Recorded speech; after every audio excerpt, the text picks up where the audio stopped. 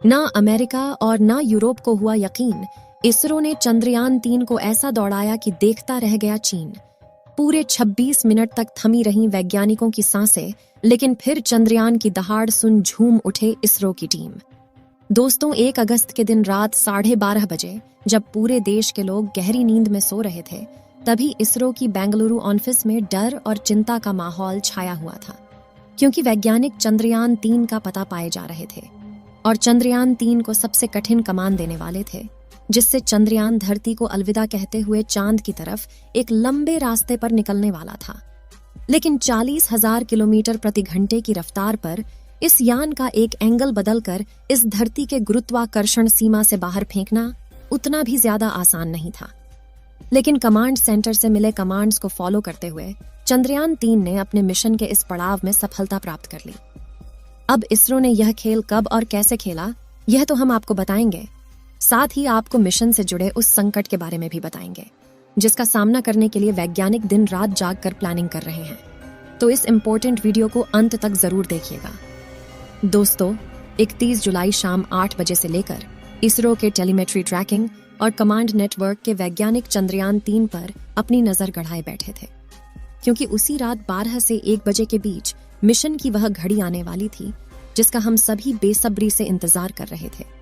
जी हाँ, 1 अगस्त की रात को धरती का चक्कर पूरा करते हुए चंद्रयान-3 जब अपनी कक्षा से ऊपर पॉइंट पर पहुंचा, तब इसरो के वैज्ञानिकों ने पूरे 26 मिनट तक इसके इंटीग्रेटेड के इंजन को चालू किया, जिससे चंद्रयान-3 ने धरती की कक्षा को छोड़कर चांद की तरफ जाने वाली लूनर ट्रांसफर हाईवे को पकड़ लिया।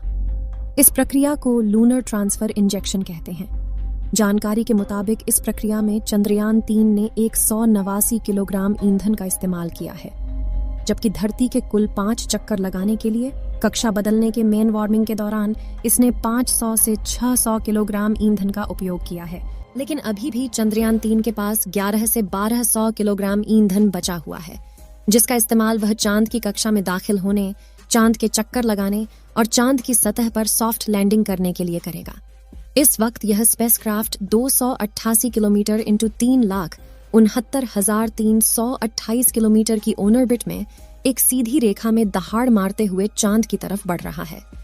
मिशन के अगले पड़ाव को लेकर इसरो ने बताया कि अब इस मिशन का अगला पड़ाव चांद की धरती है, यानी कि अब चंद्रयान-3 चांद तक अपने आप चलता रहेगा और इसे चांद की कक्षा में दाखिल करवाने के लिए 5 अगस्त के दिन इसरो के वैज्ञानिक स्पेसक्राफ्ट की कमान अपने हाथ में लेंगे। लेकिन इस मिशन को लेकर एक बड़ी खबर निकल कर आ रही है कि चंद्रयान-3 की रफ्तार को लेकर इसरो के वैज्ञानिक टेंशन में है, क्योंकि चंद्रयान-3 पर एक बड़ा खतरा मंडरा रहा है।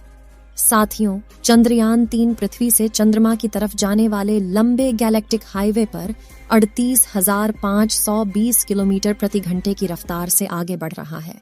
लेकिन चांद की कक्षा में पहुंचने के लिए चंद्रयान-3 को अपनी रफ्तार को कम करके 3600 किलोमीटर प्रति घंटा करनी होगी।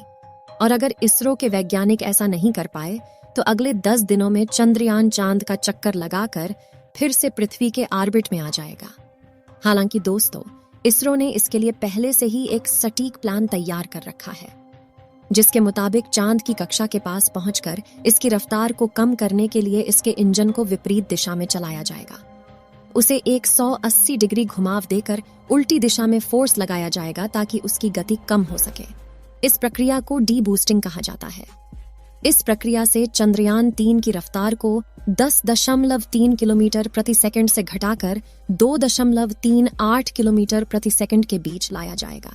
जानकारी के लिए बता दें कि पृथ्वी की ऑर्बिट में चंद्रयान की रफ्तार 1 किलोमीटर प्रति सेकंड से 10.3 किलोमीटर प्रति सेकंड के बीच रही थी। यानी कि जब चंद्रयान-3 अपनी कक्षा में पृथ्वी के सबसे नजदीक यानी पैरजी पॉइंट पर आता है, तब उसकी गति 30,080 किलोमीटर प्रति घंटा रहती थी। जब यह धरती से दूर यानी अपोजी पॉइंट पर जाता था तो उसकी स्पीड 3600 किलोमीटर प्रति घंटा हो जाती थी। इस वक्त चंद्रयान की तरफ जाने वाले गैलेक्टिक हाईवे पर करीब 40,000 किलोमीटर प्रति घंटा की रफ्तार से सफर कर रहा था। चांद के पास इसकी गति कम करने के बाद सही मौका देखते हुए चंद्रयान-3 को चांद के गुरुत्वाकर्षण सीमा में धकेल दिया जाएगा, जहां वह चांद की कक्षा में कुल 5 चक्कर लगाते हुए चांद की सतह से अपने डिस्टेंस को कम करता चला जाएगा। और आखिरी दिन तो 100 किलोमीटर की कक्षा में खुद को स्थापित कर देगा। आपको बता दें कि 17 अगस्त के दिन इसी कक्षा में चंद्रयान 3 का प्रोपल्शन मॉड्यूल और विक्रम लैंडर एक दूसरे से अलग होंगे, जिसके बाद विक्रम लैंडर में लगे पावरफुल इंजन को फायर करके 20 अगस्त के दिन ऑर्बिट को चेंज किया जाएगा, यानी कक्षा बदलाव की प्रक्रिया की जाएगी, जिसके जरिए वे लैंडर को चंद्रमा के अंदर 100 किलोमीटर की कक्षा में धकेला जाएगा, जिसमें घूमते हुए अपनी रफ्तार को कम करेगा और अपनी लैंडिंग साइट को खोजकर वहां उतरने की प्रक्रिया में आगे बढ़ेगा। अब अगर आप सोच रहे हैं कि चंद्रयान 3 को डायरेक्ट 100 किलोमीटर वाली कक्षा से ही नीचे क्यों नहीं उतारा जा रहा है, तो उसका नाता इसरो के पिछले मून मिशन चंद्रयान 2 से जुड़ा हुआ है, जो कि लैंडिंग के दौरान फेल हो गया था। तो दोस्तों, जैसा कि आप जानते हैं कि पृथ्वी और मंगल ग्रह पर वातावरण की मौजूदगी की वजह से लैंडिंग के दौरान फ्रिक्शन पैदा होता है, जो किसी भी लैंडर की रफ्तार को कम कर देता है। लेकिन चांद पर इतना पतला वातावरण है कि रफ्तार कम करने का पूरा लोड लैंडर में लगे थ्रस्टर्स पर आ जाता है, और यही थ्रस्टर्स लैंडिंग के दौरान दिक्कतें पैदा करते हैं, क्योंकि जैसे ही यह चालू होकर स्पीड को कम करने के लिए विपरीत दिशा में धक्का लगाते हैं, तो इनसे चांद की सतह की ढीली मिट्टी उड़कर लैंडर के थ्रू रियल सेंसर्स में जाने का खतरा बढ़ जाता है, जो मिशन पर पानी फेर सकता है। चंद्रयान 2 मिशन की लैंडिंग के दौरान यह दिक्कत आई थी। साथ ही मिशन की लैंडिंग साइट ने भी आग में घी डालने का काम किया था। जैसा कि आप जानते हैं कि चंद्रयान 2 को चांद के साउथ पोल में लैंड कराया जाना था, जहां काफी बड़े पहाड़ और गड्ढे मौजूद थे। ऐसे में एक सही लैंडिंग साइट चुनकर पास लैंड कर पाना काफी मुश्किल होता है। वहीं जैसा कि आप जानते हैं कि चांद को अपना एक रोटेशन पूरा करने में 28 दिन लगते हैं, जिससे 2 हफ्तों तक सूरज की तरफ वाले हिस्से का तापमान 120 डिग्री सेल्सियस और दूसरी तरफ अंधेरे वाले साइड का तापमान -230 डिग्री सेल्सियस तक पहुंच जाता है, और साउथ पोल इन दोनों के बीच जंक्शन पॉइंट है। अब अगर कोई भी लैंडर दक्षिणी ध्रुव पर अचानक से लैंड होता है, तो तापमान में होने वाले बदलाव की वजह से थर्मल शॉक पैदा होता है, जिससे लैंडर के टुकड़े टुकड़े हो सकते हैं। वहीं धरती से काफी दूर होने की वजह से पिछली बार इसरो के साथ चंद्रयान 2 का कम्युनिकेशन भी टूट गया था।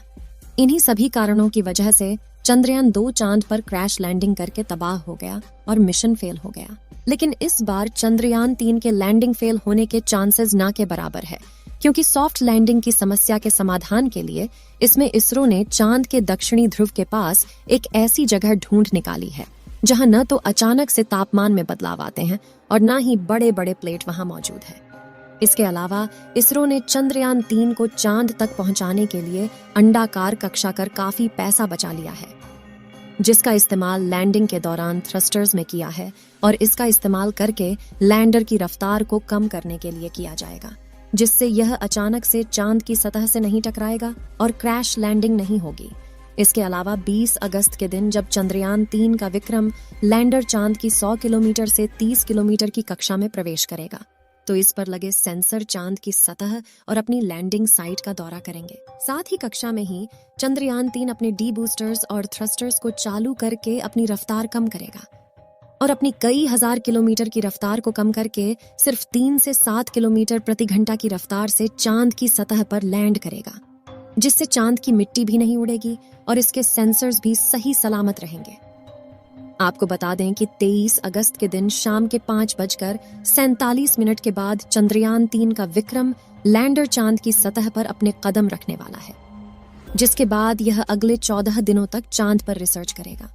तो दोस्तों, क्या आप भी हमारी तरह चंद्रमा पर चंद्रयान 3 की लाइव लैंडिंग देखने के लिए बेताब हैं? तो कमेंट सेक्शन में इसरो के मिशन के अगले पड़ाव के लिए शुभकामनाएं जरूर दीजिए। इस वीडियो को एक लाइक जरूर करें और अपने मित्रों तक इस वीडियो को शेयर करें, ताकि उन्हें भी जानकारी मिल सके, और अपने भरोसेमंद चैनल को सब्सक्राइब जरूर करें और बेल आइकन को ऑल पर सिलेक्ट करना बिल्कुल ना भूलें। मिलते हैं किसी और नॉलेजेबल वीडियो के साथ। वीडियो को अंत तक देखने के लिए धन्यवाद।